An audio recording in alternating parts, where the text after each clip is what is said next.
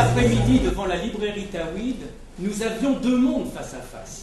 Deux mondes, pas les athées contre les croyants, pas, comme le dirait l'extrême droite, l'Occident contre l'islam.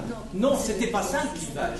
Le clivage était entre ceux qui pensent que les lois de la République s'imposent aux lois divines et entre ceux qui justement invitent un prédicateur qui fait passer un message clair, c'est que justement les lois de la charia, et il encourage les musulmans quand il vient faire ses prêches, les lois de la charia doivent s'imposer aux lois de la République. Le clivage devant ce rassemblement, il est sur ce terrain-là.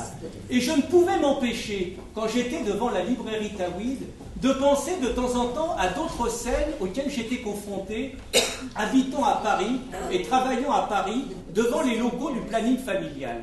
Devant les locaux du planning familial, vous avez à peu près une fois par mois les intégristes catholiques qui viennent en procession avec des bougies, avec des chapelets, avec des prières, bon, moyenne d'âge 70 à 75 ans certes, mais avec des mots d'ordre très clairs, c'est avorter, c'est tuer, halte au génocide et interdiction naturellement du droit à l'interruption volontaire de grossesse. Quelle est la particularité de ces rassemblements? D'abord, outre que les intégristes catholiques sont âgés, outre qu'ils ne sont pas extrêmement nombreux, et outre qu'ils se mettent à genoux avec leurs prières et qui sont protégés par les CRS, c'est qu'à ce moment-là, en face, vous avez tout ce que le mouvement féministe, tout ce que le mouvement laïque, tout ce que la gauche compte de forces progressistes et antifascistes qui sont présentes. Vous avez les anarchistes qui s'amusent à leur jeter des yaourts, bon, pourquoi pas, mais tout le monde est là à ce moment-là. Et je ne pouvais pas m'empêcher de faire la comparaison entre ce que nous constatons à Paris, quand les intégristes catholiques, qui entre nous sont aussi redoutables dans le discours, mais ont quand même été un petit peu affaiblis par le combat des féministes, par le combat des laïcs et par le combat des républicains, dès qu'ils bougent une oreille, combien la mobilisation est là?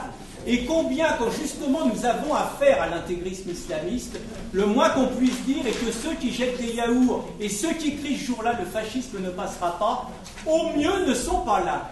J'ai envie de dire, au mieux ne sont pas là. Parce que parfois c'est pire. Parfois c'est non seulement ils ne sont pas là, mais ils invitent dans les forums sociaux européens des personnages comme Tariq Ramadan. Donc ce sont ces gens-là qui, dans les forums sociaux européens, n'invitent pas Pascal Illout, n'invite pas Messaoud Bourras, n'invite pas Mohamed Sifawi, non, ils invitent l'extrême droite islamiste.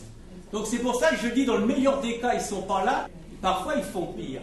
Mais ils n'ont pas, les islamistes n'ont pas seulement comme relais ces forces que nous on appelle les islamo-gauchistes, ils ont également des relais, y compris à l'intérieur de la droite, et aujourd'hui, leur meilleur allié politiquement, et Mohamed a commencé à en parler, c'est Nicolas Sarkozy.